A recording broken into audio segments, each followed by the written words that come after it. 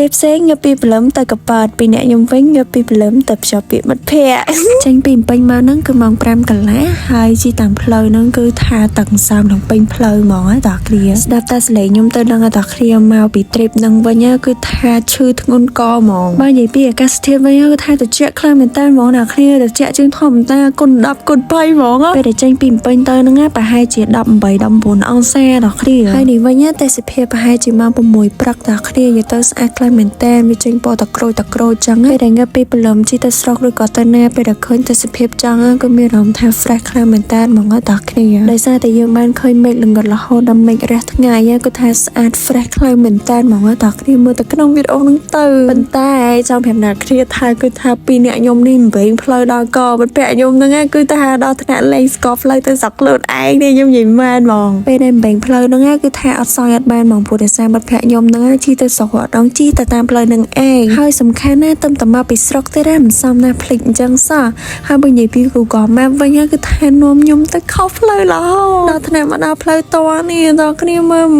អូយខ្ញុំកំសត់ប៉ុណ្ណេះល្មមតបានមកដល់ផ្ទះមិត្តភក្តិខ្ញុំហ្នឹងគឺថាវេទនាខ្លាំងមែនតើហ្មងតើគ្នាមកដល់ញ៉ាំបបរសញ៉ាំអីចឹងទៅ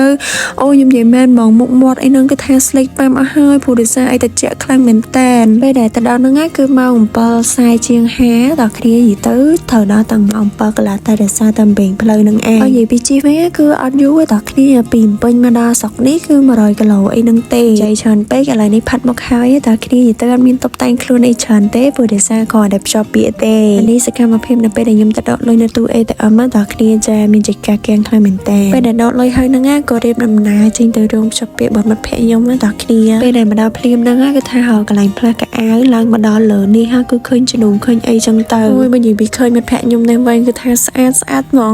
នេះដល់គ្នាចាអូយកំពុតទៅរូមមេតរបស់ខ្ញុំនឹងឯងដល់គ្នាមានចាំបានឥឡូវគេយកប្តីមុនខ្ញុំហើយច្រឡំគូដដឹងពេលដែលមិត្តភក្តិខ្ញុំពាក់អញ្ជើញឲ្យគ្នាទៅវិញទៅមកហើយបើនិយាយពីយប៉ានេះវិញគឺថាលឿនសាហាវហ្មងញ៉ាំនឹងចុកហ្នឹងគឺថាទុកចិត្តចាពេលដែលដល់វគ្គចងដៃសំពះផ្ទុំហ្នឹងគឺថាមិត្តភក្តិខ្ញុំយកហ្មងដល់គ្នាព្រោះដោយសារនៅខាងស្ដាំដៃវាហ្នឹងគឺជាម៉ែហើយខ្ញុំនេះវិញអត់ដឹងមិនទេដល់គ្នាខ្ញុំឃើញមិត្តភក្តិខ្ញុំជាប់ពាក្យចឹងទៅមានអារម្មណ៍ថាលីងឡូឥឡូវនេះដល់វគ្គខ្ញុំចងដៃឲ្យមិត្តភក្តិខ្ញុំម្ដងហើយចាអូយមែនហ្មងដល់គ្នាខ្ញុំកម្រមានមិត្តភក្តិណាជាប់ពាក្យឲ្យខ្ញុំទៅអញ្ចឹងមែនតែនហ្មងខ្ញុំកម្រខ្លាំងហើយខ្ញុំក៏ដែរចងដៃឲ្យមិត្តភក្តិនេះដែរវាហ្នឹងគឺជាមិត្តភក្តិទី1ដែលខ្ញុំចងដៃឲ្យហើយខ្ញុំធ្លាប់តែចងដៃឲ្យបងស្រីខ្ញុំហើយពីហ្នឹងគឺខ្ញុំមិនដែរបានមកចងដៃឲ្យពីណាគេទាំងអស់មកអ្នកគ្នា This is my first time guys ពេលខ្ញុំឃើញចាស់គាត់ធ្វើខ្ញុំធ្វើតាមគាត់ទៅដល់គ្នាដំបូងហ្នឹងគឺគេបានប្រោះទឹកមុននៅលើកងកំមកងកន្លើហើយយើងយកខ្សែស៊ីម៉េយកមកចងដៃចឹងហើយយើងចាប់ផ្ដើមជូនពរចឹងទៅឥឡូវនេះដល់វគ្គបរិភោគទៀតហើយដល់គ្នាយីទៅគឺថាឆ្ងាញ់មែនតើហ្មងដល់គ្នាមានញាប់មានអីចឹងទៅយីមែននៅស្រុកនេះគឺថាអីក៏ឆ្ងាញ់ដែរមើលតែមាត់ខ្ញុំញ៉ាំទៅដល់អ្នកគ្នាដាក់ចូលវឹបហ្មងមិនចាំយូរវេហើយនេះបកាគេទៀត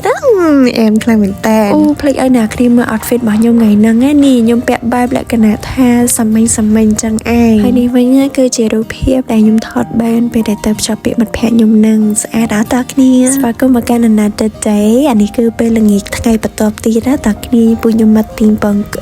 ច្រឡំពងក្រួយមកទិញក្រួយទិញមាន់ទិញអីទៅញ៉ាំនៅកន្លែងផ្ទះហ្នឹងទៅបើនិយាយពីទិញវាគឺថាទិញសាហាវប្រៃផ្សៃហ្មងអូអ្នកគ្នានេះយប់ឡើងគឺថាកក់សក់នោះល្ងាចសាហាវហ្មងអ្នកគ្នាកក់ហើយគឺខ្ទមភួយហ្មងចាព្រលឹមឡើងម៉ោង 5 ជាងហ្នឹងម៉ោង 6 គឺខ្ញុំចាប់ផ្ដើមចេញពីស្រុកហ្នឹងទៅតគ្នាហើយមកដល់ពេញនេះប្រហែលជាម៉ោង 8 ជាងអូយម៉ែមកអ្នកគ្នាតាមផ្លូវហ្នឹងថាខ្ញុំជិះឡើងស្ពឹកដៃអស់ហើយខ្ញុំនិយាយម៉ែអូយខ្ញុំមិនដឹងគួរនិយាយបែបណាព្រោះតែថាវាល្ងាខ្លាំងមែនតើហ្មងអ្នកគ្នាវីដេអូរបស់យើងគឺមានតែប៉ុណ្្នឹងទេអរគុណអ្នកគ្នាខ្លាំងមែនតើសម្រាប់ការតាមដានវីដេអូនេះរហូតដល់ចប់ Bye guys